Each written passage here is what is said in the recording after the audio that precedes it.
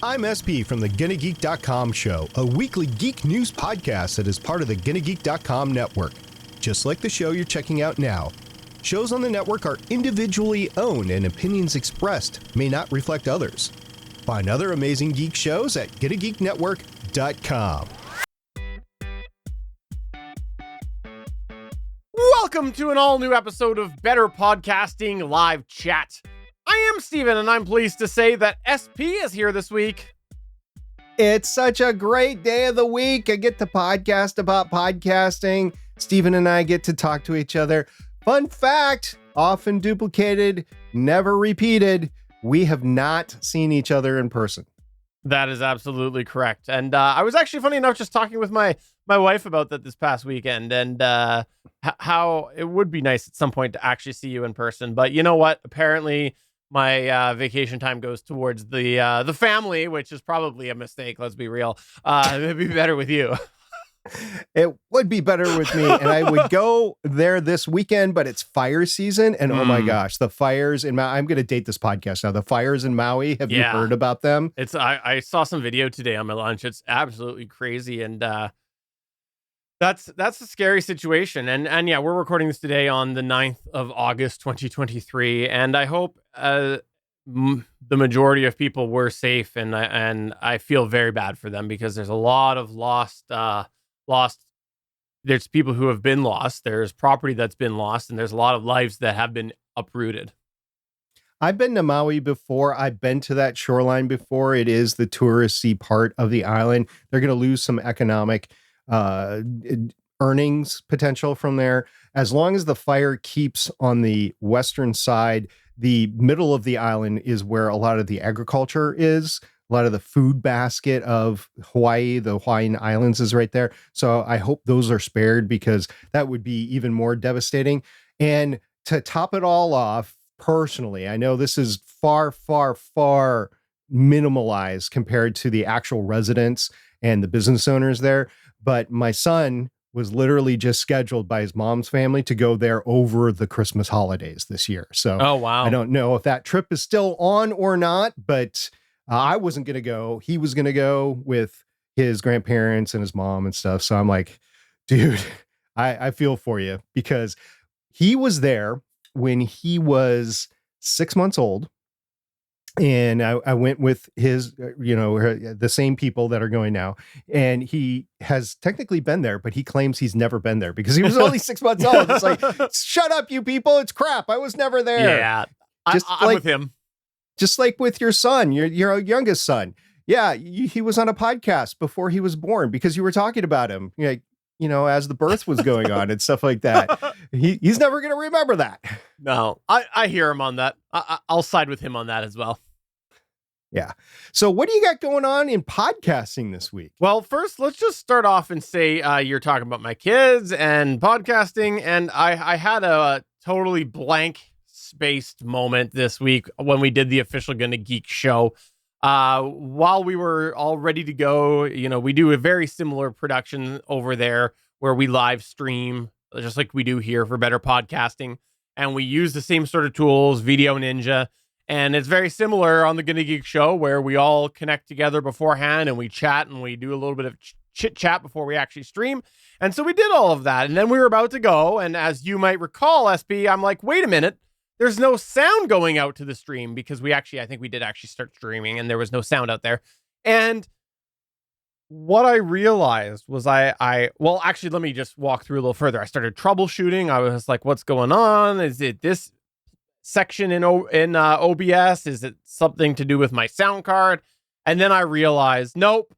Over the weekend, I let my kid on the computer, let him have some computer time. I'd shown him how to use the soundboard to adjust the volume. Because he had headphones on. I let him use headphones. And he used the wrong knob, which means that basically the sound that was going out from the Rodecaster Pro into the UMC 202 HD, which is the thing that streams out the audio while we're streaming, that was turned down all the way because he must have got confused which one it was. And I don't blame him because the knob he had to adjust was 4 out of all of them. 4 is my day-to-day one. That is hilarious. So just this past week, I decided to download OBS for the first time since I got this new computer. Oh, yeah. I've been using StreamYard to connect on my podcast. And when you connect with me, you just send me a link. So it pops up in a browser. I have not had need of OBS.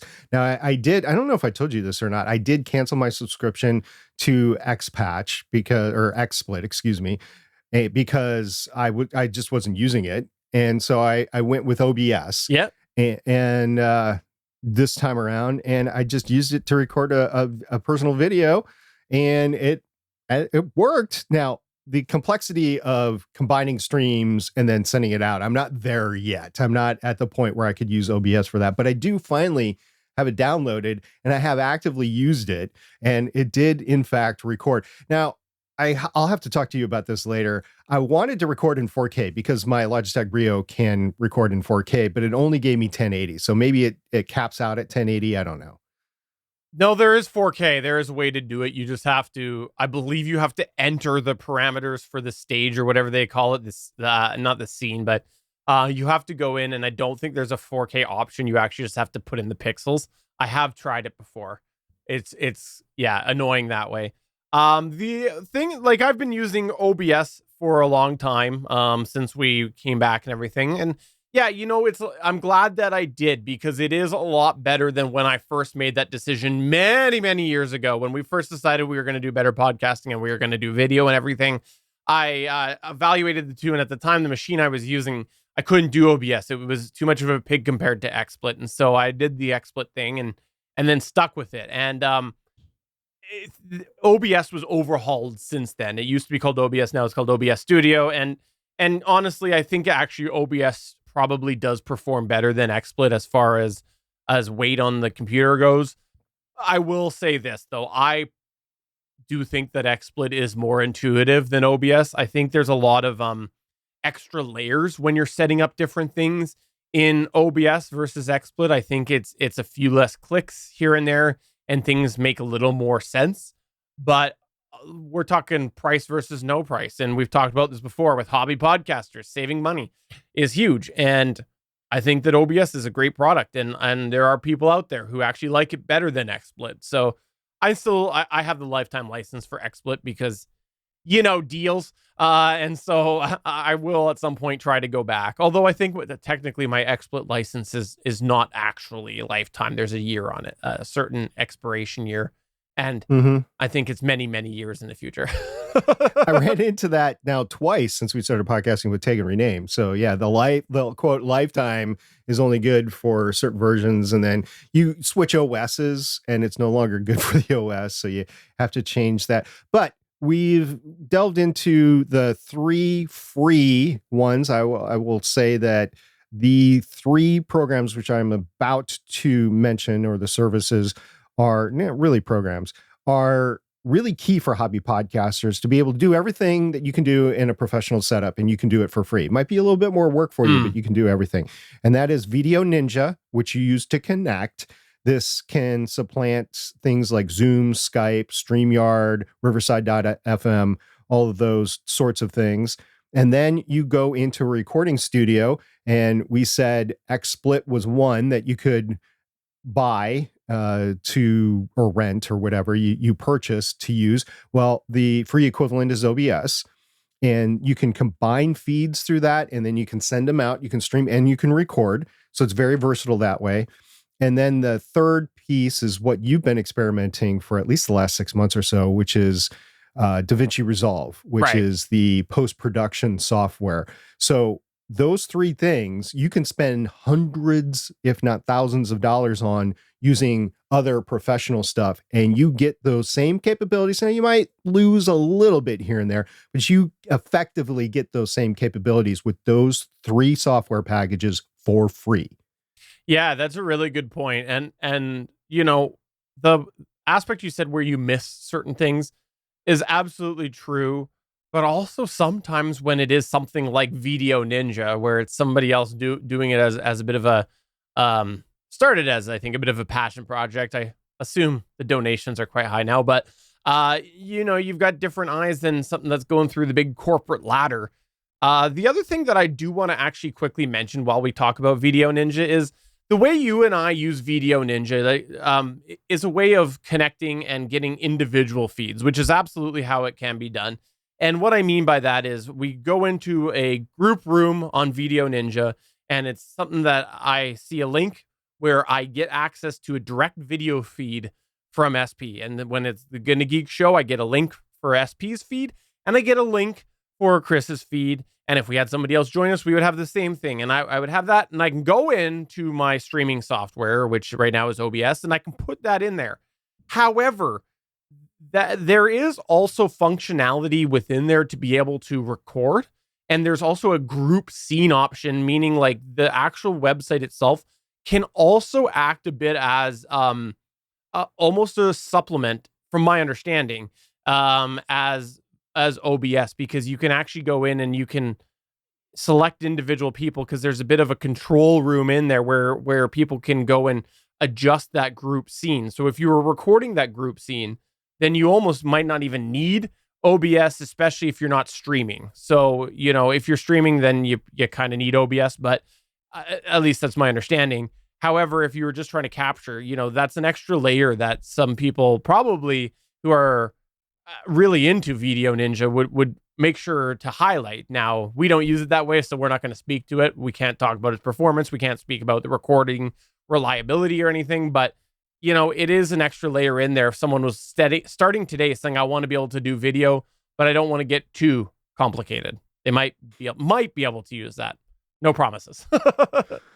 Yeah. So in the past couple of weeks, moving on to a different subject. By the way, if anybody has any questions to us about those software packages, go to our Discord server at GonnaGeek.com/Discord, and then go to the Better Podcasting channel. You can also use betterpodcasting.com/Discord and ask, and one of us will be in there, or other people will be in there in order to answer your questions. And I know it sounds complicated.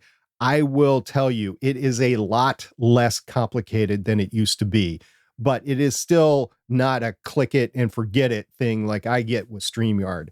Now, StreamYard is limiting. I'm only at 720 video, and there's a constant watermark there, which I'm fine with because, you know, they're paying for most of the service right there.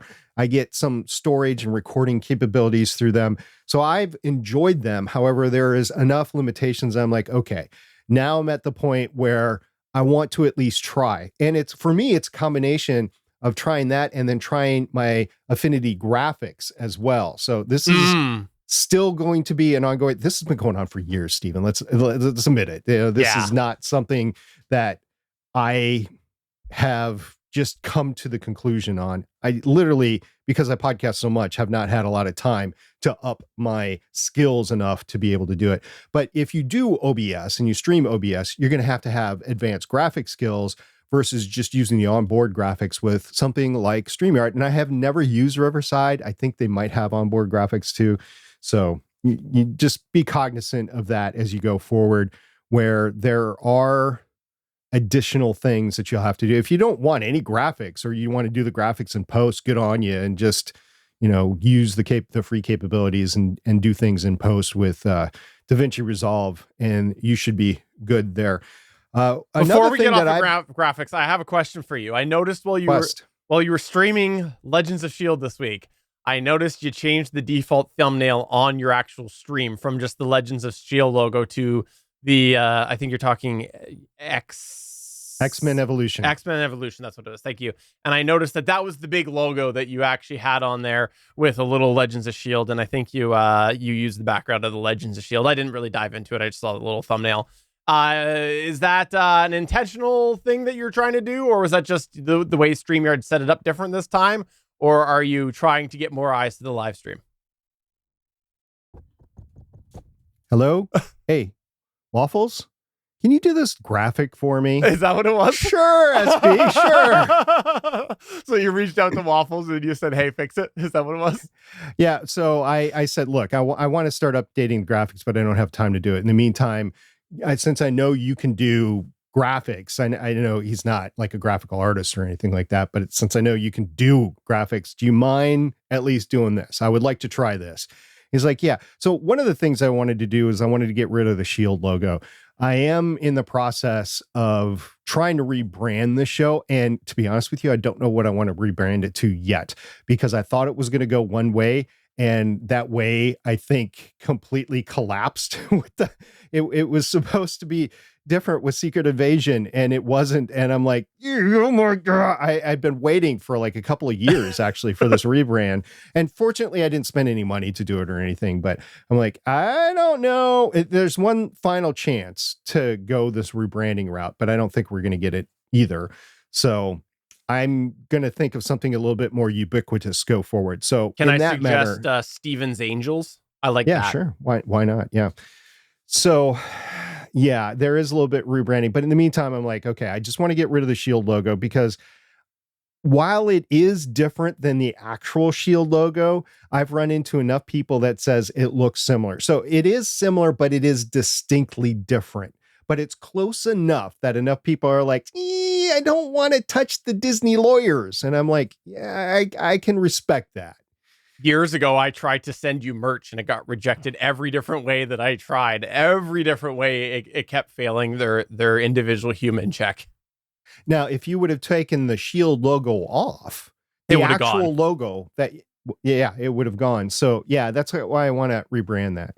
And he was fortunate enough, Waffles, my co-host on Legends of Shield. He also has his own podcast on the GonnaGeek Network, full disclaimer, Play Comics. And he was able to do that. So yes, I am starting to experiment. And so with each different series, movie, whatever you see, that will be a different play card, basically, as on there. It won't be the thumbnail, but it will be like the live show static thumbnail that I put on before the show happens. And then the actual thumbnail on YouTube will be different as well. Also, I have not changed anything from a per episode thumbnail. The episodes are still the same thumbnail on, the square, the 1400 by 1400 up to 3000 by 3000 that you put in your podcast.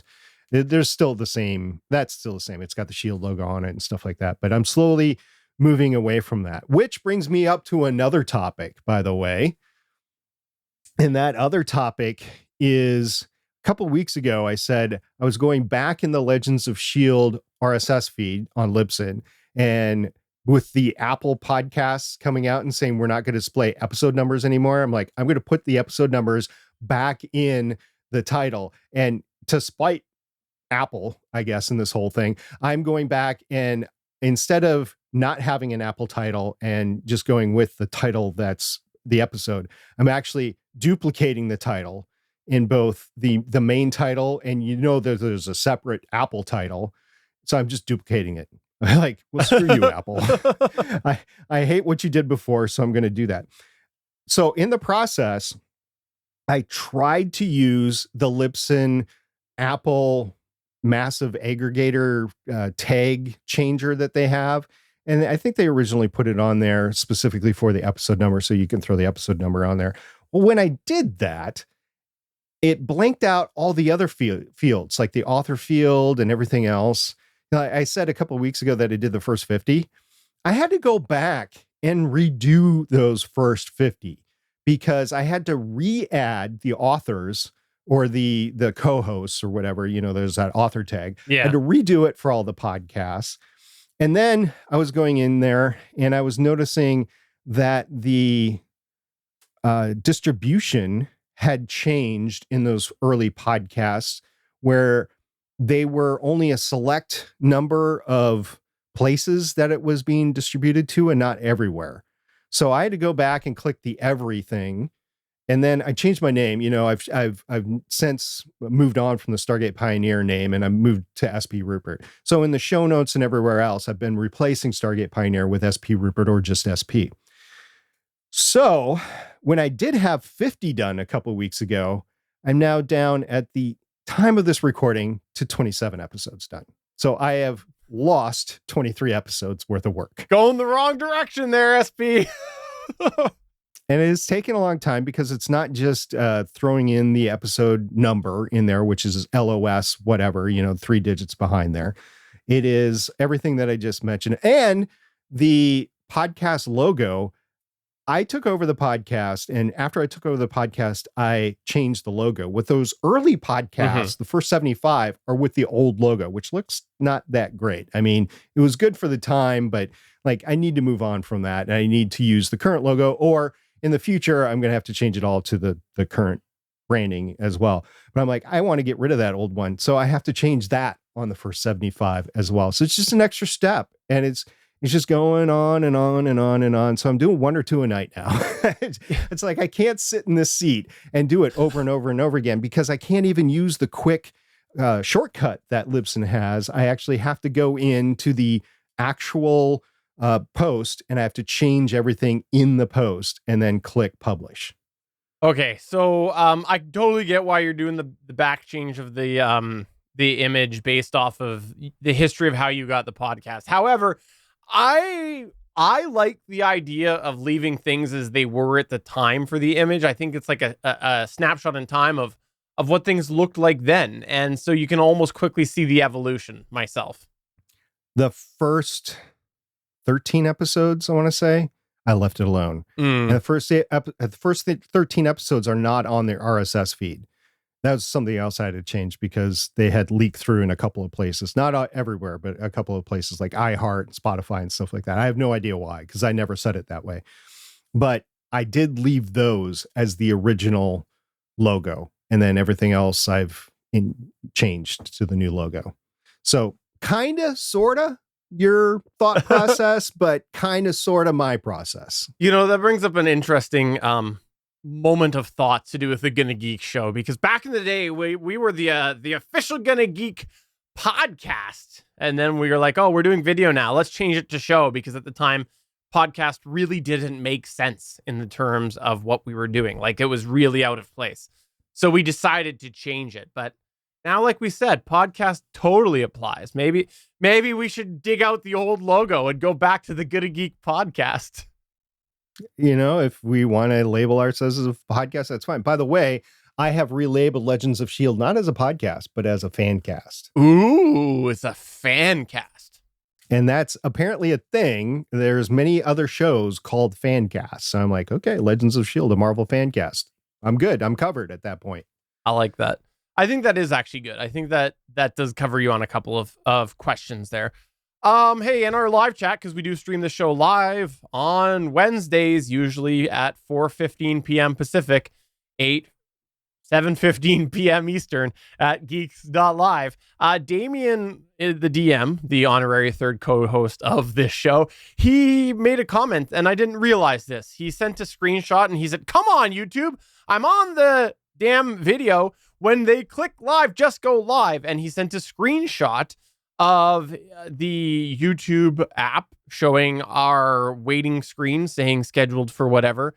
And I thought, oh, did the YouTube video not actually go live? Did I not do something right? And we also have in our chat Johnny Pennington. I said, Johnny, are you on YouTube? And he's like, it was working. And then Damian came back and he clarified. He says, oh, you are live. YouTube mobile just doesn't kick from scheduled stream to the live stream when you go live, meaning he had YouTube up with the video and it didn't automatically change over to show him live when we went live. And that's so frustrating. How is that a thing? That should not be a thing in 2023. If someone's on a waiting video, play the darn thing. Frustrating. I wonder if you had a premium subscription. I don't know if he does. I wonder if you have a premium subscription, if it goes ahead and does that. I don't know. But in any case, that's annoying. And YouTube, you cost Damian the beginning of the show. Now he's going to have to go back and listen to it after. Think of the horror of that. The horror. The horror of having to go back and listen to Steven. I never do it. I never want to do it. That's not true. I do it every time. Matter of fact, I'm doing it every time for finding the microphone. And to be honest with you, I was going to change some of the toggles this week and I didn't. So I will do that for next week. And I know I've said it for 2 weeks in a row now, but I will try to take the bass off and go just on the higher frequencies, the mids and the higher frequencies. I forget which combination of the toggles that is, but I want to do that next time and just see how I sound or how I don't sound. And, talking about microphones and gear, I have resumed my listing of gear, and the first Mackie Pro FX 16V2 is now live to buy. I selected a price. I did a comparison shopping sort of thing. So I selected a price of $249.99 for it. So $250 for it. We'll see if it doesn't sell within a week or so, then I'll lower the price. But yeah, that is out there. And that's a big sucker and heavy. I forgot how heavy it feels, like a tank in comparison to the Rodecaster Pro 2. It feels like I could literally beat back burglars with it and it would be fine and work afterwards. Yeah. When I got rid of my X1622, I actually felt the same way, that it was quite heavy compared to the Rodecaster Pro. I totally forgot about that. And I, by the way, suggested that you should have actually first tried to sell it on Better Podcasting, signed as the SP Signature Edition, and but you could have got a lot more, because I know there's a big market out there for signed things by SP. If anybody wants it signed by me, let me know. I will just take it off where it's listed, and then you can give me the money, including the shipping, because I'm not paying for shipping. We'll get it to you then. So yeah, I'm offering that right now. And there's a second one too. So, if you're the second person to get me, that's fine. I've got the other one. So bingo, there's two available. How did I not realize or forgot you had two of them? Because I had been, okay. So the first one I used from 2015 to 2017, I got another one because I thought that one was bad. Turns out it was the computer that was bad, the USB. So it's fine. I forgot about that. Yeah. So I took it out and it has been in a box since 2017. So 2017, the second one came into service and I had it in this office until early last year, 2022. So it was in service for 5 years. And it is also right now, it's not in a box. I have the box for it. It's actually above the shelf up there, but it's got the Mackie cover over it. And that one will be going with the Mackie cover. Is there any plastic or rubber on those? And if so, was it gummy? No, it was not. So remember how I labeled all the channels? Yeah. So I had to scrape that off. It was just standard label maker. So I scraped them off. I lifted it with my thumbnail and I took a tweezers and I pulled it off. And then I took a kitchen sponge with a rough surface on the other side. And so it's not going to damage anything. It's like plastic, right? And I rubbed it over that one strip and the rest of the residue came right off, and it's clean and dust free, and it's ready to go. It's clean. As a matter of fact, in the listing, I said only used, never traveled, only used in a solo podcaster setting for 2 years, and then placed in a box.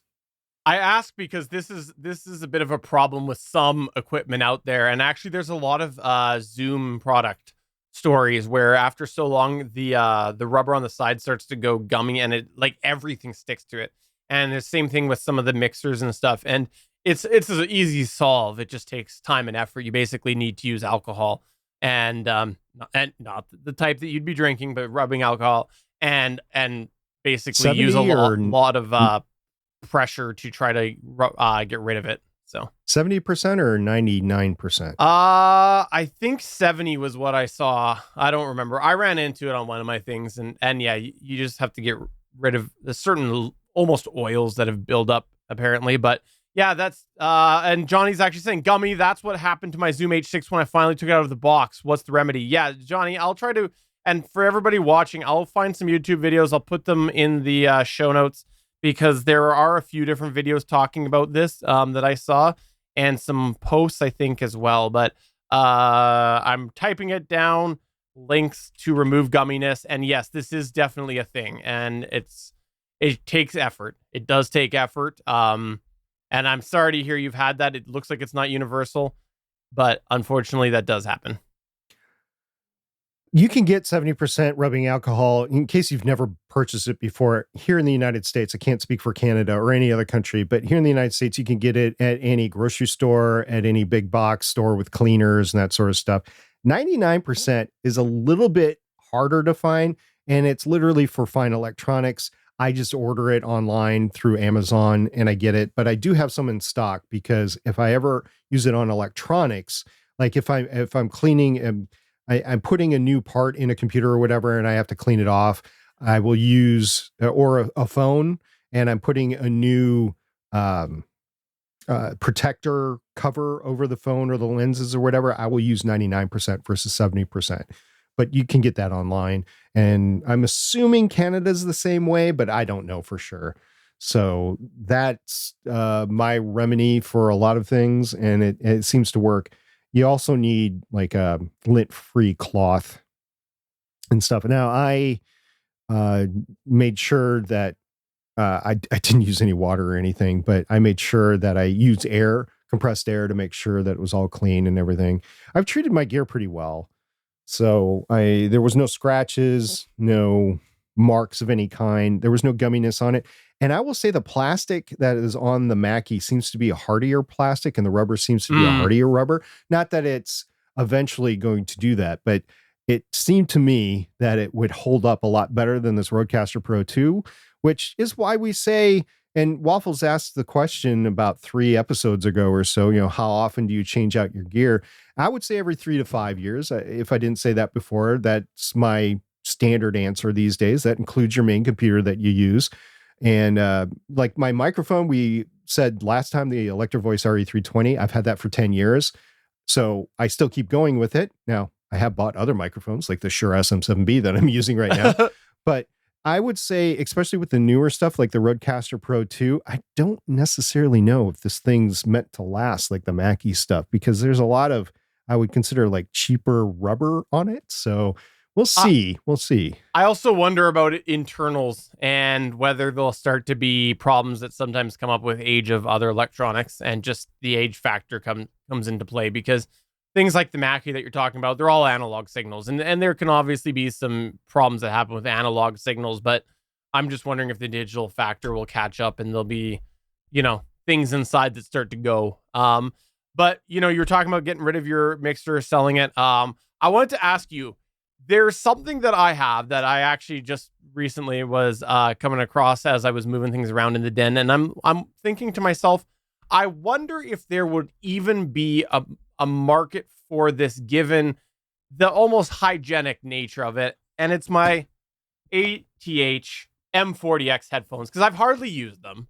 They look so brand new almost, because I used them for such a limited time, realized I didn't like them at all, preferred my Shures, just with my head, really didn't like them, heard the great things about them, continue to say, if they're comfortable for people, I think they're, great headphones, aside from the caveats that we've since learned, like you can't buy new replacement ear cups. But the ear cups look good. And the fact that they've been so hardly used, do you think that there'll be a market for selling them used? Because, still in the box, and I still have the box and everything. I'm thinking not for a deep, deep, deep, deep discount. That's my thoughts. Well, lesser co-host would seem to take it as you were trying to downgrade me in my my love for the Audio-Technica ATH M40X. Not at all. I said a lesser co-host would be like, oh, I'm affronted, like you don't like those. I still have mine? No, I gave them to my son, but I would still have them if I didn't give them to my son. And I gave them to my son because I had other ones too. Like I have the Sony MDR 7506, and at work I use the 50s, the 50 version of that.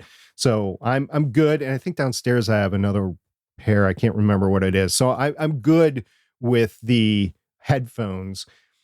I would say in the ad that you've cleaned it with alcohol, rubbing alcohol, unless, so I don't know if that's good or bad against the faux leather that the ear pads are, but I would say that. I think like during the pandemic, we learned all sorts of clean stuff. And I think like studios had to do that with the earphones and with the microphones and stuff like that. I think you'd be safe using just wipes that are 78% or 99% and just say that it's clean, and then list it as, near new, basically, because you haven't used them all that much. Well, maybe I'll give it a try and see. I just happened to come across them on this weekend, and they've been in the box. They're hardly ever used. And I opened them and I'm like, hey, they still look really good, because I hardly did use them. And no, you and I have disagreed a little bit about them on this podcast before, but I do stand behind it. I think for people who find them comfortable, I think they're a great set of headphones. Now, I don't know that they make them anymore. Do they? Isn't it a new version? They've updated the line, and to be honest with you, I haven't looked back because after I get the Shure SRH 840s, I haven't looked back. These are perfect for me, the headphones. So I haven't looked around too much more. And to be honest with you, I want to get in that bag behind me because I think the 40s. I mentioned that I gave them to my son, but I don't think so. I think they're in the bag behind me. So I think I still have them, and I still use them in my mobile bag. I have given my son the 30s, though. I do give him the 30s, and I bought him 2 pairs now of 840s because he destroyed the first pair. I don't want to know what he does with his headphones, but he's almost 30, so he can take better care of his gear as far as I'm concerned. And he has other needs now rather than video games and computer gear. I would love to do a podcast with him at some point. We have an idea for a podcast, but he needs to have the time to be able to do that. Yeah. So we've both been selling gear. How would you rate how you're doing? I mean, could you spend more time listing, or are you not getting the takes for it? Or I will say poor, because I've only listed a portion of what I wanted to list, and I haven't done any follow-up on it. And I've only sold like 3 things. So I would say I'm doing a poor job. And part of that is my own, like, I recognize I really don't want to eBay. I don't want to. I'm afraid of it, but I might have to. I might have to go there. I know you've had success on there. Even, smart hubs that are dead. You managed to sell from the Wink product. Which by those of you who want to come over to our Discord, come over to Discord, the Smart Home channel. We'll tell you all about the history of Wink. And I know you've had success. I'm just afraid of eBay. Yeah, I've listed a few things on eBay and I've successfully sold them. That's where the mixer is right now. So if you want to go to eBay right now, for the next couple of days, you could probably find the listing and my username over there, which is fine. I mean, full disclosure, I'm honest with my listings. So and I've got nothing but good. I haven't sold a lot, but I've got nothing but positive reviews and stuff. One bonus thing is I have a post office like half a mile from me. So if I sell something during the day or at night or whatever, I will go to the post office on the way to or from work with it. And it's immediately out there. I know one of the things, I bought stuff on eBay before and they just don't take it to be sold. And only one occasion I'm sorry, we thought we had it in the store, but it's no longer here. It was taken via theft, we're thinking. And on one hand, I'm like, yeah, because the item is actually worth more than what they were listing at. So I could see it both ways. I could see it as this person is just trying to be honest with me, or this person is just trying to get out of it and will list it for sale again for a higher price, basically. So I could see that as well. I could see them reviewing the items that these collectibles as they come in for sale and going, ooh, we should have gotten $50 more out of that or whatever, and saying, yeah, we can't find it. And that's a way eBay lets you get away with stuff. And so I have not done any of that. If it's online, it's available, and I will go ahead and if you get it in the brief amount of time between somebody on the Better Podcasting Discord coming and saying, I want it, and transferring the money and me taking it off of eBay. Okay. So there's that small 5-minute window that you could get it and it's just not available. But other than that, I immediately take it off. In the chat, Gregory says, I thought I was the only crazy one that saves all the boxes. It adds reselling value for sure. Yeah, I think that it does. At least it sets a little bit apart on the many, many ads that are out there. And Damian is offering you $5, by the way. No. Sorry, I wish I could give it to you for $5, but it's just, no, it's worth a lot more. So especially with the signature on it. Well, if I sell it on the Better Podcasting Discord and you want the signature on it, I'll let it go for the same amount and I will sign it. I have Sharpies. You'll have to tell me what you want on it and where you want it on there. But I will sign it and send it to you if that's what you want. If you want a clean one, that's fine too. Hey, by the way, I think I might have been right with my suspicions about Vegas coming out with a new version soon. Yeah, I was looking at this. I think you're right too. I was thinking about this going back to forth to work the last couple of days, and was like, yeah, maybe Steven's gonna get lucky here. I went looking today and I saw a post on the Vegas forums, and somebody's posted a teaser video that I don't know where they found that, but it's very, very in the style of Magic's since they bought the Vegas line. Just a teaser that honestly is incoherent, and their teasers are terrible. They're just like, oh, lots of music, random text. They make the worst teasers in my opinion. But they put a teaser out there for something, and and it's confusing, which again, very in line with the Magic's teasers. And so I think that's coming out. And then I noticed that their current sales, one of which is a very deep bundle discount, that's very in line with what they do. But right before a new product comes out, they give away the farm basically. A lot of the deals end August 13th, which is a Sunday, and I believe they usually release their products on a Monday. So I think that we might be looking at August 14th. That's my suspicion. I could be wrong, but given the track record, as I mentioned, was it last week or the week before? It was last week. Last week of Magic's usually releasing Vegas in August. That's where my suspicion is, August 14th. And if all goes well, I will not be near my computer on August 14th, but we'll see. Maybe I will be, depends on whether I'm camping or not. Still have a phone. Hey, yeah, I won't do it. I said before I won't, unless you come back and report and say, hey, SB, there's this new great feature that I know you'll use. Then I know you're not going to steer me wrong, and I'll go ahead and do it. But other than that, I'm fine with 19 for now. I'm not going to jump to 21. Well, we'll see. Maybe it will be crash free. Not expecting it.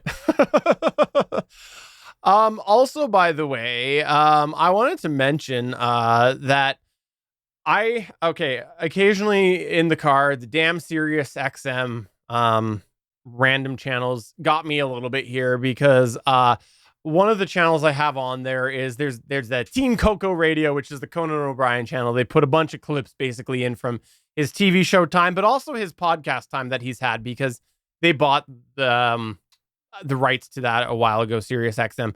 And I occasionally will go over if I want to, hear something random on there. And sometimes they are old episodes and whatnot. And I was randomly hearing one today, and I don't remember who it was from, but I quickly did a Google, and I got the sense it was from years and years and years ago. It was so over-bassy, and honestly, the current content, I don't hear that, but it was like they were telling a story, and it was so over-bassy that I was just like, yeah, even when companies are sinking lots of money into podcast production, because, even from the beginning, he's had some decent money sunk into his podcast. Even then, even producing, sometimes people fall into that. And, like I said, I don't hear it on current content, but this was so ridiculously bassy. I was like really put off by it, and I didn't keep listening. But, we've talked a bit about our ventures in the over bassiness front before in our history of podcasting, and I just wanted to mention it. Were you able to EQ it out? I wasn't that interested to do it, because I was in the car, and I was just like, I don't really care to hear the story that much. And I was honestly mostly flipping channels at that time, because I was just doing a short drive, I think. In my Jeep, I have tried to EQ it out either on my podcasts or other stuff that I'm listening to. And I just can't with the sound system. I can't take out all that bass. It's just the EQ is not good enough in the Jeep to do that. So even though it's a premier sound system, I have problems with that. Talking about gear though, and over bassiness and things that I can do, the Rodecaster Pro 2, you can go ahead and you can put a high pass filter on there and get rid of your bass. But that would involve being able to boot it up and use it. And over the past week, there have been 3 occasions where I've tried to turn on my Rodecaster Pro 2, which is a renewed one that was given to me by Rode when I gave in my first one, because it was having those sound pad issues. It's bricked as it's tried to boot up. Just can't get anything done. There's no buttons I could push, no anything. So I've had to pull the power out of it to power it down and then repower it up on those 3 occasions. I haven't checked to see if there's a firmware update up there. And if there is, I don't even know if it would fix an issue like that. I know one of the things that they would recommend is go ahead and reinstall everything, like factory reinstall. And I haven't done that either. So I will try, first of all, to see if there's a firmware update. And then second of all, if that doesn't work, I will try let's return it to factory settings and then insert I will save my show settings. That's easy enough to do through an SD card. And then just boot that back up. And then it'll be like nothing ever happened, but it is like 5 extra steps to do it. But I just want to give everybody a heads up that things are not all copacetic when it comes to the Rodecaster Pro 2 in my studio. That's so frustrating. So frustrating. Maybe you could find yourself a like a Mackie product that you could get off eBay or something. Yeah, maybe. No, seriously though, that does suck though, because you dive into this, you get a product, and you've just had so many issues. So I'm sorry to hear about that, SP. That sucks. I thought you had most of the quirks resolved, and I almost want to try the Duo, but I want to keep the capability to have more than one microphone. I want to be able to use this to stream from another location, right? So I want 4 total. I want 6, but I definitely want 4 total inputs. So I want more than the Duo can give. So I'm just going to wait for the Rodecaster Pro 3 at this point, whenever that comes out. Now, if Rode wants to reach out to me again and they want to replace the Rodecaster Pro 2 with a brand new one, I will send them back this one. I won't want to keep it. But if they want to do that, I will very much want to try a new one that has been manufactured newer, because both the original one that I had and this replacement, I can only guess, was in one of their original production runs. So maybe they've solved some of the parts issues. But I've heard of other people having similar sorts of issues with the Rodecaster Pro 2. So again, I love this machine. I love the capabilities. I love the preamps. I love having all the abilities to do 2 mix minuses out of the back with USB. But between the sound pads and the boot up problem, which I had a while back and then it went away and now I'm having it again, it just really, really bugs me. It's not a 100% reliable piece of gear. Now, when I do unplug it and then boot it back up, it has booted back up. So if I'm getting ready to record a podcast, it is there and it's available and it does its job. So that's good so far, but I'm always worried about it not doing its job, like the software failing or some electric component in there failing. And in the middle of a recording, I lose the recording. So I'm not looking forward to that at all, because I try to do everything I can not to lose a recording.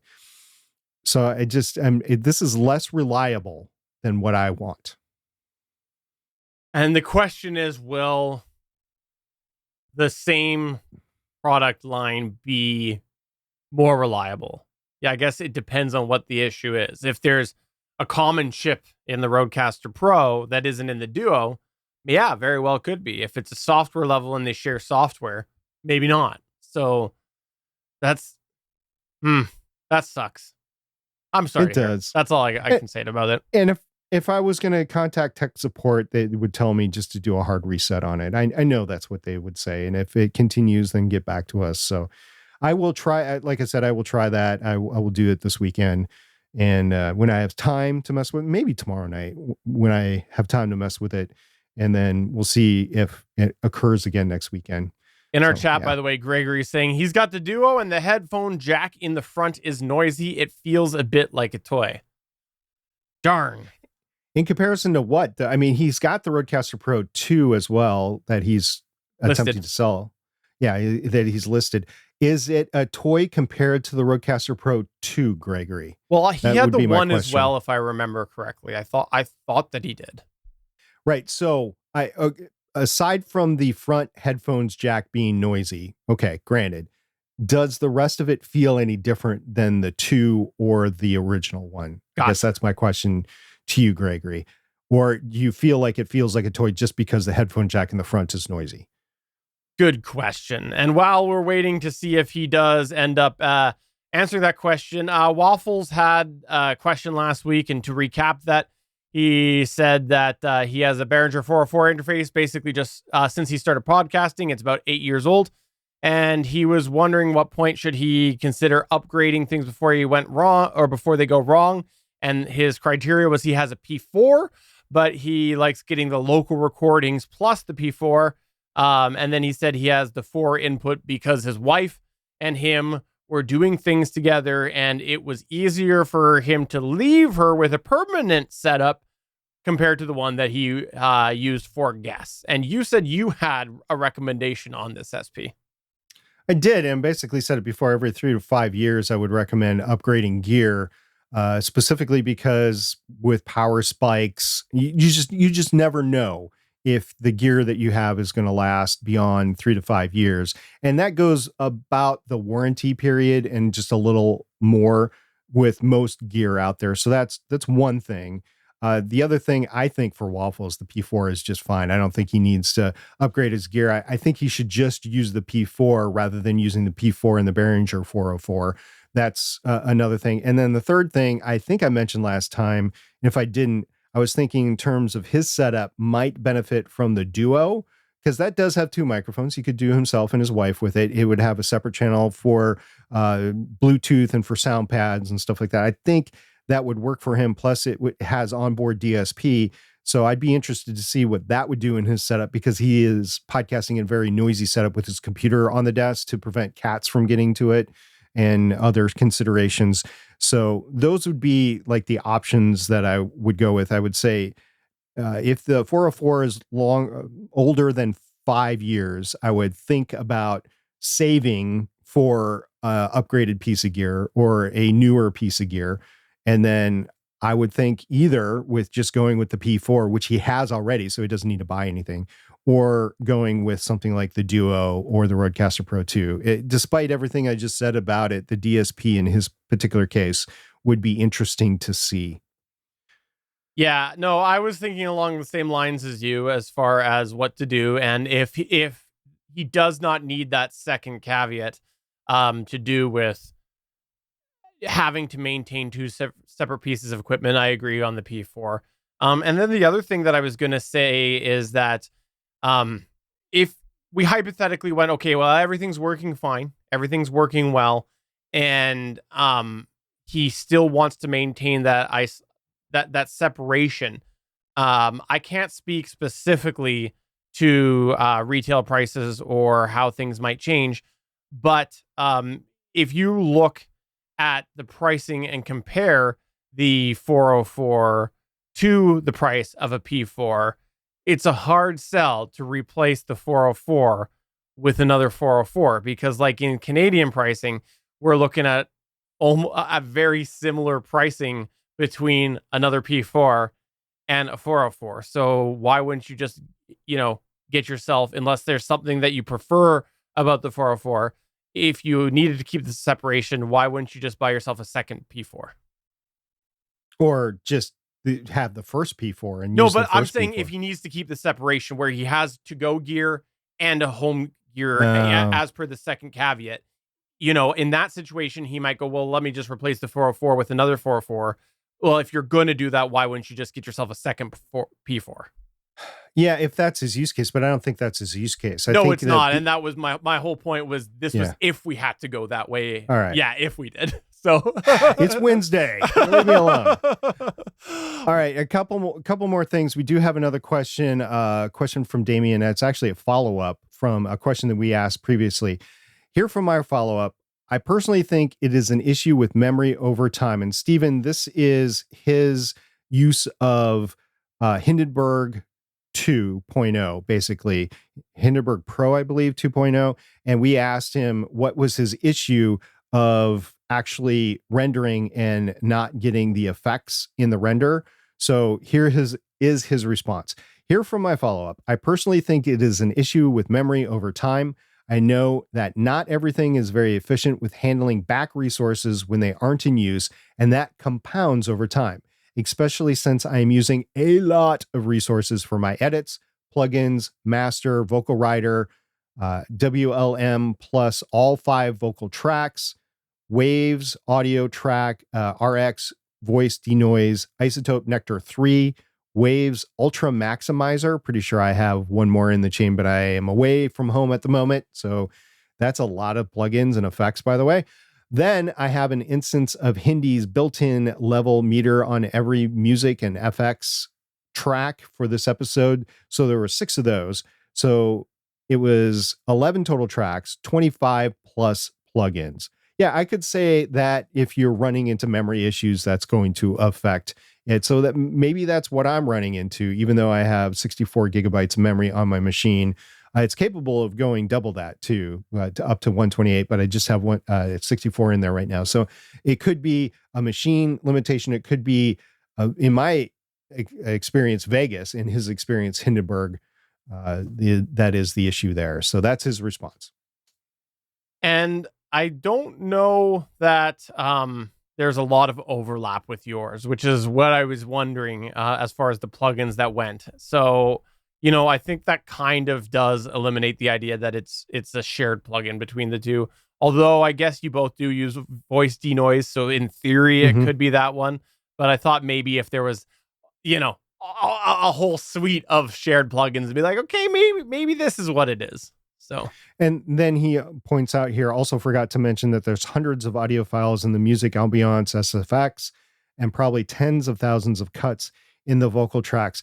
I will say the tens of thousands of cuts in the vocal tracks might be common because I do a lot of cuts in my editing to edit out crutch words and cut out silences and that sort of thing in Vegas. And when you do that, you effectively create a whole additional track, because you can elongate that and shorten each individual track. So basically it's saying, I'm taking your whole track. Every time you make a cut, I'm taking your previous track and now I'm making a copy of that previous track that you can elongate and shorten as much as you can. So yes, that is adding the complexity of memory right there. That is common between how we both edit. And also, we did have Gregory say, yes, comparing with the RCP2, it feels the same built quality. The comment about the toy feeling was more the size and weight. Gotcha. Yeah. Okay. Just very small. So it's August right now, and that means it's time for a new SP Better Podcasting giveaway. I've been using my Better Podcasting mug the entirety of the time here. So I just feel like it's time for us to give back to you for listening to us, to come to us and provide us inputs as we go along. So the first person to come to the Better Podcasting Discord and in the Better Podcasting channel, the hashtag Better-Podcasting channel, say, hey, SP, I want a Better Podcasting mug. You now have one. And I will DM you and ask for your address, and I will ship one to you. Can I make a suggestion? Yeah, go ahead. Those that have not won a Better Podcasting mug before. Okay, yeah, we'll go with that. So if I have not shipped you, and I have a list of everybody I've shipped one to, by the way. If I have not shipped one to you yet, then you're eligible. And can I make one more suggestion? Okay. An option for the SP signature edition of the mug. That's going to entail an additional shipping because I order them one at a time, but I'm kidding. Okay. I'm joking. Yeah, Gregory, I can ship it to Canada. It's going to take longer to get there, but yeah, I can ship it there. And that's the Better Podcasting channel, hashtag Better Podcasting in the GonnaGeek Discord. So that's going to go ahead and wrap it up for this edition of Better Podcasting Live Chat. Hey, I just wanted to say thanks everybody who came on by the live stream. We don't edit too much on this show, but tonight there's been a couple of edits. So if you're listening to this afterwards, hey, there you go. Unless I left them all in because I've totally forgot that it's going to be a tight timeline this week for me to edit the GonnaGeek Show and this one. So here's hoping that I remembered. All right. Thanks everybody for stopping by. Really appreciate it. If you have any questions, come to our Discord server, ask there. If not, somebody else will answer you. And we fully endorse the community over there. For sure. So for episode number 57 of Better Podcasting Live Chat, I'm Steven saying thanks everybody for checking out this show. I'm SP saying see you guys next week. Bye. I can't wait for the signature edition of a Better Podcasting episode. Bye. Sure. Don't know what that's going to look like. We'll find out. Thanks for checking out another episode of Better Podcasting. You can find the full back catalog of Better Podcasting at betterpodcasting.com. If you're into geeky podcasts, please check out the other podcasts on the GonnaGeek Network at GonnaGeekNetwork.com. This show was produced and edited by Stephen Jondrew. Voice work was done by L.W. Salinas. Thanks again for listening or watching, and we hope to see you again next week.